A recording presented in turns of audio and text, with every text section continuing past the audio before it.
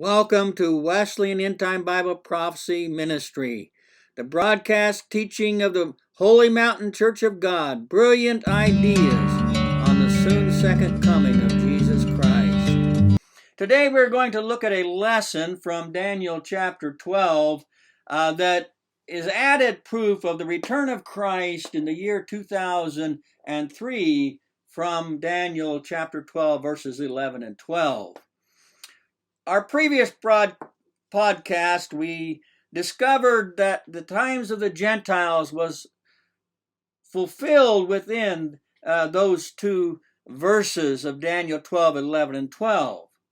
Today we're going to look at the times and a half expression as being contained within the 1,290 days of Daniel 12, verse 11. For our background, we're going to read this scripture, the entirety of the 13 verses of Daniel chapter 12, so that we can point out the meaning of this graph that we have. Daniel 12, verse 1, At that time shall Michael stand up, the great prince, which standeth for the children of thy people, and there shall be a time of trouble, such as never was since there was a nation, even to that same time. And at that time thy people shall be delivered, every one that shall be found written in the book. That's referring to 70 AD and the destruction of Jerusalem in 70 AD. Daniel 12:1 and following verses are relating to the first coming of Christ. And verse 2, Many of them that sleep in the dust of the earth shall awake.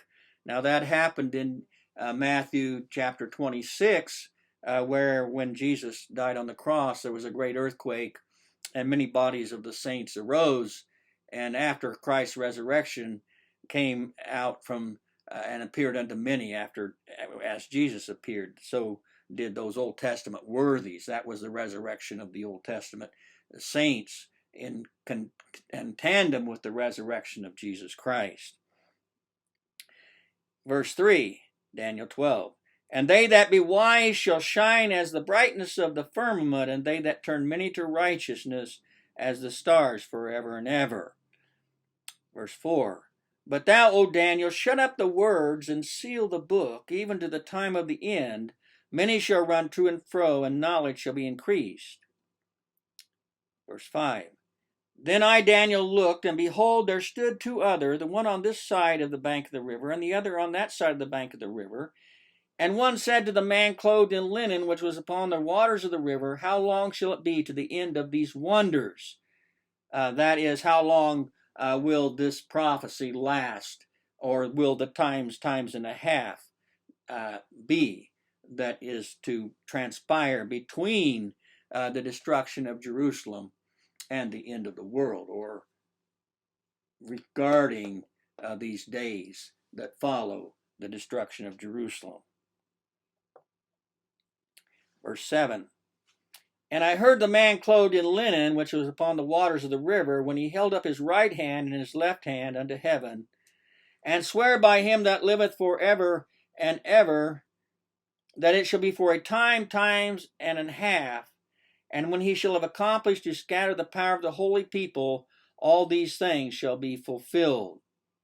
And so that is to bring us to the end of these days, as we'll see.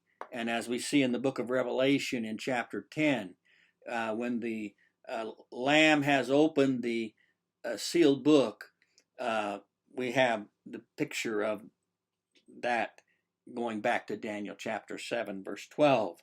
And that's paralleled in Revelation chapter 10. Verse 8, Daniel 12, And I heard, but I understood not. Then said I, O my Lord, what shall be to the end of these things? And he said, Go thy way, for the words are closed up. That is the times and a half. It's a sealed apocalyptic expression until the times of the end. And that's today. We're unsealing what was sealed up back in the days of Daniel. But now the mystery is being unsealed. Amazing thing. Verse 10, Daniel 12:10. Many shall be purified and made white and tried, But the wicked shall do wickedly, and none of the wicked shall understand, but the wise shall understand. And so you're wise now if you can listen and understand what we're revealing to you. Brilliant ideas of the wise to understand the imminent return of Jesus Christ, according to the unsealing of the age-long sealed apocalyptic formula of the times and a half. We have right here the unsealing of that expression. So let's go through this and show you this great mystery that's been sealed for thousands of years. All right, the times and a half is the 1,290 days. They're equal expressions.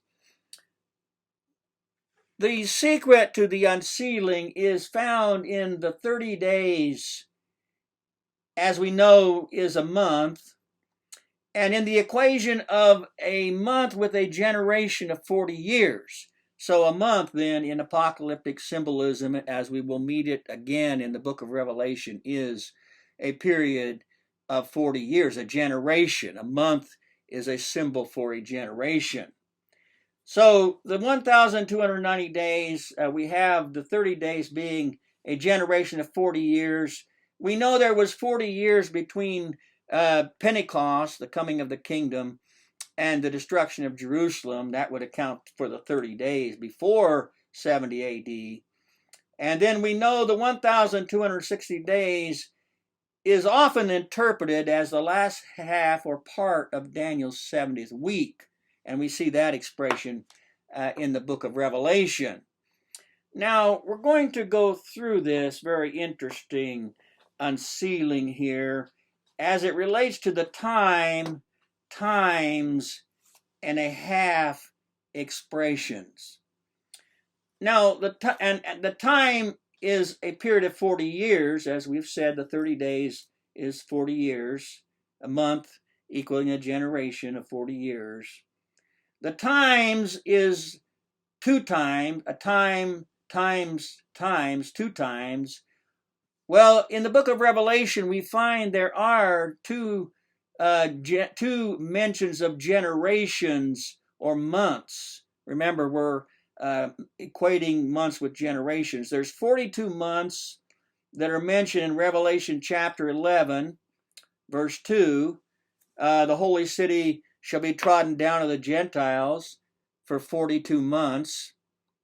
And then the 42-month expression is also found in chapter 13, verse 5. The beast rising up out of the sea was given power to continue for 42 months. And then we have a second section, a time. We have one time, the 42 months. The second times is the 5 months in the book of Revelation.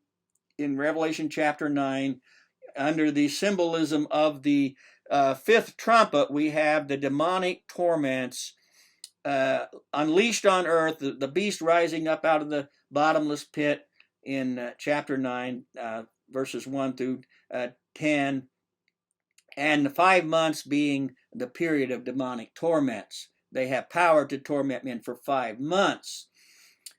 And so that is the two times, times 2, these periods.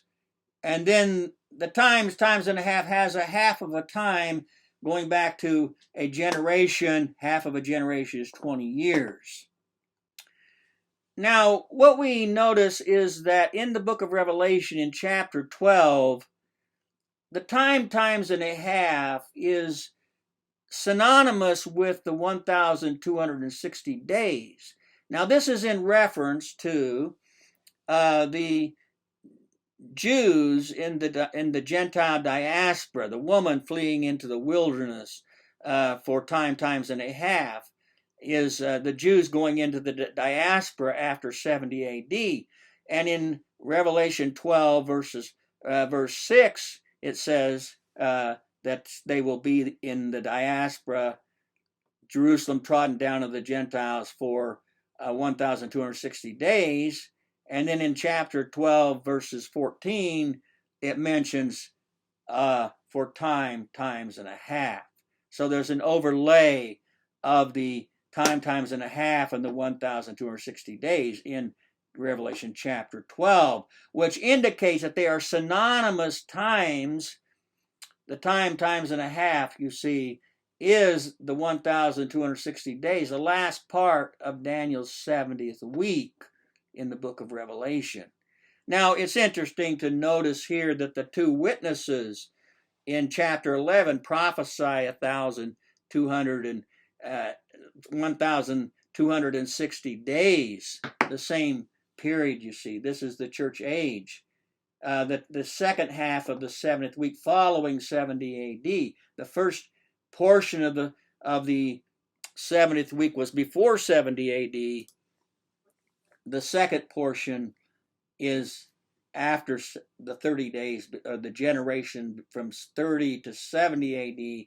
The 1,260 days is the last half or part of the 7th week in the book of Revelation, as the times of the church age in chapter 11, the two witnesses prophesying 1,260 days, and as the times of the woman in the wilderness, the Gentile diaspora, 1,260 days, which is equated with the times and a half. Now, we can figure the total generations here as we combine these revelations that we find here to equal the 1,290 days. So we have first, in the first 30 days, we have a month or generation is one time, and that's here. And then we have a 42 months or 42 generations period in the times. And then we have a 5-month or 5 generation period in the times. And then we come back to the half of a time, which is here, the half, there's a period there, half a time. So we have one generation, another generation, that's 2 generations, plus 42 is 44 generations, plus 5 generations is 49 generations, plus a half of a generation equals the 49 and a half generations. Now we know these generations are 40 years, so if we multiply by 40, we get 1,980 prophetic years. That is the length of this 1,290 days, which is from 70 AD. Go back to Daniel chapter verse 12, verse 11. From the time that the daily sacrifice is taken away in 70 AD shall be 1,260 days, or these 49 generations, or 1,980 prophetic years. Now, the reason these are prophetic years is because of the 1,260 days, which is 3.5 years, allowing then for 360 days per year. That's the lunar time frame. That's the prophetic years. And so that if we take the 1,980 prophetic years times the 360 days in a year, we get real days of 712,800 days. Now, to convert those into solar years, which is to put it in our current time, we divide those days then by 365.2422, and that accounts for the leap year, and that gives us a solar years of 1,552 solar years. The 1,980 prophetic years is in solar years, our time now, 1,952 years. That's the 1,290 days from 70 AD, brings us amazingly to 20,022. And that's what we saw when we added these days together and added that then to the times of the Gentiles beginning in 603. We get the same date. Now, we know that this is the next year because of the extra days of verse 12. Now that's the 1,290 days, but verse 12, Daniel 11, verse 12, blessed is he that waiteth and cometh to the 1,335 days, which is 45 days later. It pushes it into the next year, you see, into 2023, and that agrees perfectly with the times of the Gentiles. So the times and a half is the fulfillment of the times of the Gentiles, both beginning from Nebuchadnezzar's vision of the great image in 603 BC and taken from the destruction of Jerusalem in 70 AD. Amazing prophetic fulfillment and unsealing.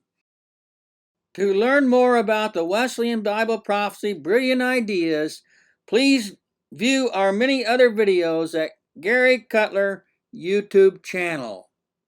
Jesus really is coming soon. For more information, please go to rapturerevival.org and spread the word.